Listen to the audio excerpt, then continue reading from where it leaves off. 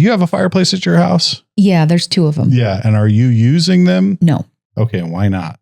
So when we first moved in, I had a company come over and check everything out. And one of them we're not using because it does have a wood burning insert in there. But the actual structure was taken off of my husband's grandfather's house. So it's incredibly old.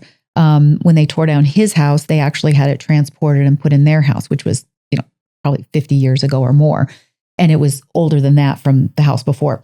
And the problem is they have a wood burning fireplace inserted in there, but then there's no like vent for it to go out. So when it comes out, it just goes straight up there. Well, that's starting to deteriorate. So until I can actually have that pulled out and I can put in an insert for it to go straight up so that it doesn't keep wearing on the walls of it, it's not safe. Yeah. So we haven't used that one. We've just left that. Now, his grandmother was using it before we moved in.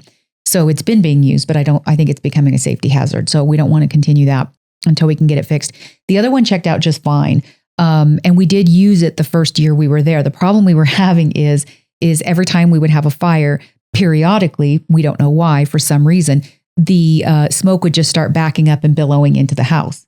And that's not good. Yeah. And you could see where the fireplace was built, of course, by his grandfather. The fireplace was built, and then they even added brick inside, like trying to make it smaller. Like maybe that was an issue they were having. So they were trying to, but even though it's a smaller space, it still from time to time would just start coming back into the house. And so after a couple of times of the house filling up with smoke and being 2 a.m. and we've got the doors open and we're trying to, clean everything up and stuff, I said, absolutely no more. We got to figure out something else. So I stuffed it with insulation, covered it all up, and so that it's not just leaking cold air in the house, and we're not using that one now either. So we do need to have work done on both, but it also is a very older house. Yeah. So, there's some issues we need to take care of. For our audience, explain what an insert is versus what I described. So like when you're talking about, you've just got, bricks stacked in an open area and you put a fire in there and it just goes straight up. But